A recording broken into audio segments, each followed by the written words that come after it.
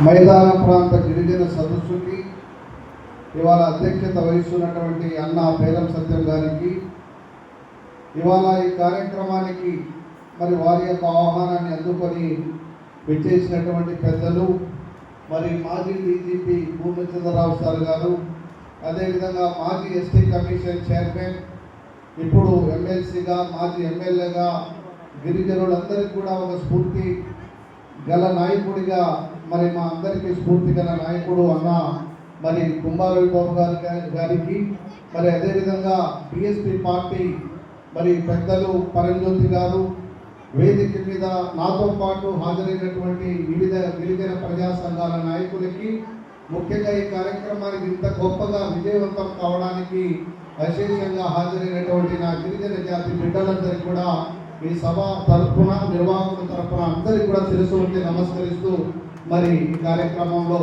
మరి 2 విషయాలు మాట్లాడడం జరుగుతుంది. ముఖ్యంగా ఈ కార్యక్రమం యొక్క ప్రధాన ఉద్దేశం, ఈ దేశానికి స్వాతంత్రం వచ్చి దాదాపుగా 78 సంవత్సరాలు గడిస్తున్నప్పటికీ కూడా ఆంధ్ర రాష్ట్రంలో, ఉమ్మడిగా ఉన్నటువంటి ఆంధ్ర రాష్ట్రంలో 1962లో ఆ రోజు తెలంగాణ ఆంధ్ర కలిసి ఉన్నప్పుడు 300 నియోజకవర్గాలుగా మైదాన ప్రాంతంలో కృష్ణా జిల్లా నుండి రాయలసీమ జిల్లాల వరకు 4 గిరిజనులు చట్ట అసెంబ్లీలో మరి 62లో ప్రాతినిధ్యం వహించారు.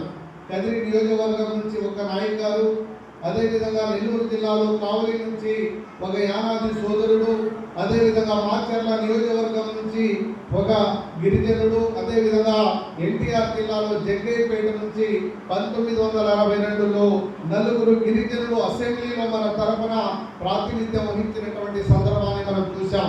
ఇవాళ 50 సంవత్సరాల తర్వాత 1962 అంటే ఇవాళ 2026లో ఇవాళ మనం ఉన్నాం. దాదాపుగా 50 సంవత్సరాల అవుతుంది. ఇప్పటిదాకా మనకు రావాల్సినటువంటి మైదాన ప్రాంత రాజకీయ రిజర్వేషన్లని ఆ రోజు కొంతమంది యొక్క స్వలాభం కోసం ఆ రోజు అడిగేటువంటి నాయకుడు లేక, చట్టాలపైన రాజకీయాలపైన సరైనటువంటి అవగాహన లేక మనం రాజకీయంగా 50 సంవత్సరాలుగా మనకు రావాల్సినటువంటి ప్రయోజనాలని ఏరే వాళ్ళ యొక్క ఎదుగుదల కోసం ఏరే వాళ్ళని మన యొక్క రాజకీయ రిజర్వేషన్లని వాళ్ళకి మనం దారిపోయడం జరిగింది. అందుకని ఇవాళ 2026లో దేశవ్యాప్తంగా, రాష్ట్ర వ్యాప్తంగా నియోజకవర్గాల యొక్క పునర్విభజన జరుగుతూ ఉంది. కాబట్టి ఇవాళ ఈ రాష్ట్రంలో లక్షలాది మంది గిరిజనులుగా, ఆదివాసులుగా మనం ఉన్నాం. ఇవాళ రాజకీయ ప్రయోజనాలన్నీ కూడా కేవలం ఏజెన్సీ ప్రాంతాలకి పరిమితం అవుతా ఉన్నాయి.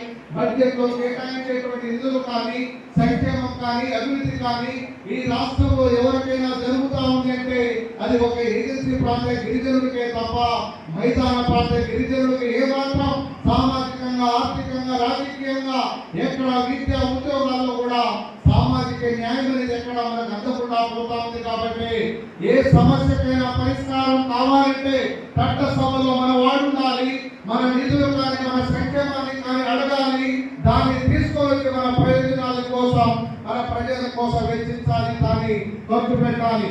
కాబట్టి ఇవాళ 1000 కోట్ల రూపాయల నిధులు కేటాయిస్తా ఉన్నా, 1000 కోట్ల రూపాయలు అక్కడే కేటాయిస్తా ఉన్నారు. కానీ మైదాన ప్రాంత గిరిజనులకు ఎక్కడ కూడా కేటాయించడం లేదు.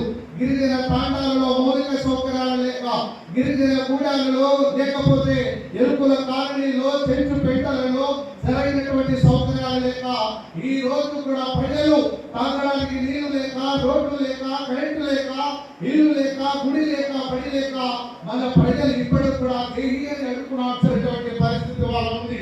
నేను రవిబాబు గారి నాయకత్వంలో వారు ఎస్టీ కమిషన్ చైర్మన్ గా ఉన్నప్పుడు సభ్యుడిగా వారితో కలిసి నేను పనిచేశాను. ఇవాళ దేశానికి స్వాతంత్రం వచ్చి 75 సంవత్సరాలు అవుతా ఉంటే కూడా ఈ ప్రాంతంలో మన యానాది సోదరులు ఈ రోజు కూడా ఆధార్ కార్డు లేక, రేషన్ కార్డు లేక, ఓటర్ ఐడి లేక, బర్త్ సర్టిఫికేట్ లేక, ఏ పథకాలు రాక ఇవాళ మన ప్రజలకు ఎంతో రావాల్సినటువంటి అవకాశాలు కోల్పోతా ఉన్నారు. ఇవాళ ఈ మైదాన ప్రాంతంలో 1000 గిరిజన కుటుంబాలకి అర్హత ఉండి ప్రభుత్వ పథకాలు రాక ఇవాళ ప్రజలు ఎన్నో హక్కులు కోల్పోతా ఉన్నారు.